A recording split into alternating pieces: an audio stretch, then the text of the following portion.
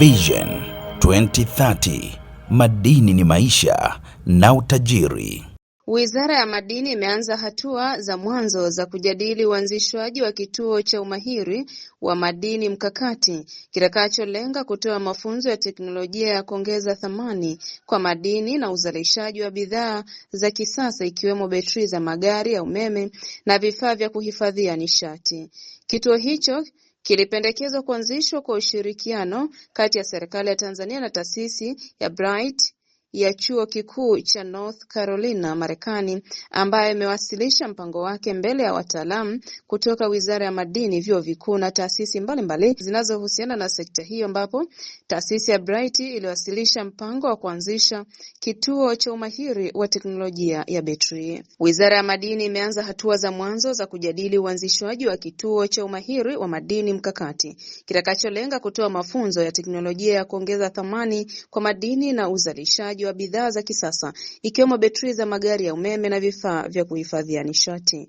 Kituo hicho kilipendekezwa kuanzishwa kwa ushirikiano kati ya serikali ya Tanzania na taasisi ya Bright ya Chuo Kikuu cha North Carolina, Marekani, ambayo imewasilisha mpango wake mbele ya wataalamu kutoka Wizara ya Madini, vyuo vikuu na taasisi mbalimbali zinazohusiana na sekta hiyo. Ujio huo ulirahisishwa na Chama cha Biashara Tanzania na Marekani TACUS kupitia mkatibu wa bodi Bi Rhonda Pierce, ambaye ameongoza ujumbe huo kwa lengo la kuimarisha ushirikiano wa kielimu na kiuchumi kati ya nchi hizo mbili.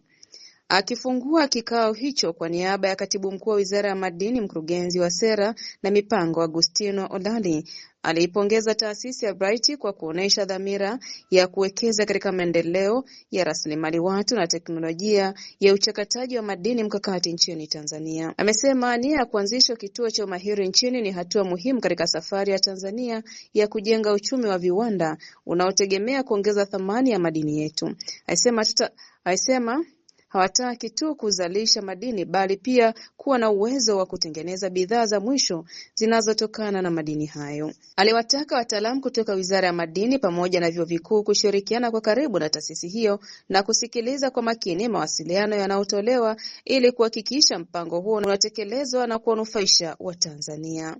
Kwa upande wake, mwenyekiti wa kikao hicho ambaye pia ni kaimu kamishna wa madini Mhandisi Moses Kongola alisema ujio wa taasisi ya Bright umefika wakati ambapo Tanzania inaelekeza nguvu kubwa katika kuongeza thamani ya madini ndani ya nchi. Amesema Tanzania imeweka mkazo kwenye uchakataji na uongezaji thamani wa madini. Kituo hiki kitasaidia kujenga ujuzi wa kitaalamu na kuongeza uwezo wa nchi kuingia katika mnyororo wa thamani wa teknolojia za kisasa za nishati safi.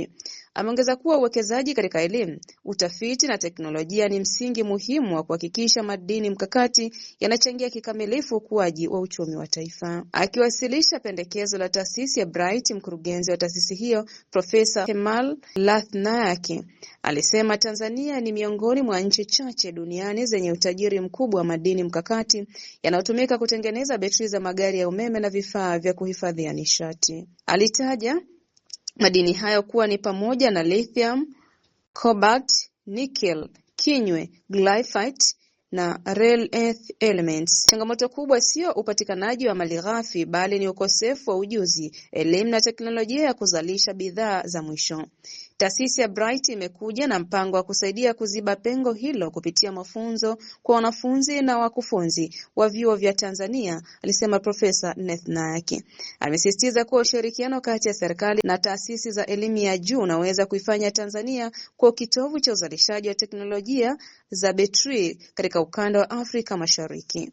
Kikao hicho kilifanyika Dodoma Julai 6, 2026, kimekutanisha wataalamu kutoka taasisi mbalimbali zinazohusika na sekta ya madini na elimu ya juu ikiwemo Chuo Kikuu cha Dar es Salaam UDSM, Shule ya Madini ya Jiolojia Chuo Kikuu cha Dodoma UDOM, Chuo cha Madini Dodoma, Chuo cha Madini Shinyanga, ESIS, Baraza la Taifa la Hifadhi na Usimamizi wa Mazingira NEMKI, Chemba ya Migodi Tanzania TCM na Eyes of Africa Refinery. Washiriki walijadili namna ya kuandaa mitaala ya pamoja, programu za mafunzo ya vitendo na ushirikiano wa utakaowezesha Tanzania kunufaika zaidi na rasilimali zake na madini mkakati. Iwapo mpango huo utafanikiwa, Tanzania itakuwa miongoni mwa nchi chache barani Afrika zenye uwezo wa kutoa mafunzo maalum ya teknolojia ya utengenezaji wa betri na bidhaa nyingine za nishati safi. Wataalamu wanaamini kuwa hatua hiyo itaongeza ajira kwa vijana, kuvutia uwekezaji wa teknolojia ya juu na kuiwezesha Tanzania kushiriki kikamilifu katika soko la kimataifa la betri za magari ya umeme. Kwa sasa, Wizara ya Madini inaendelea kufanya tathmini ya mapendekezo yanayowasilishwa ili kuweka misingi ya ushirikiano utakaoweza kuanzisha rasmi kituo cha umahiri wa madini mkakati Tanzania katika siku zijazo. Mohab TV, Dodoma.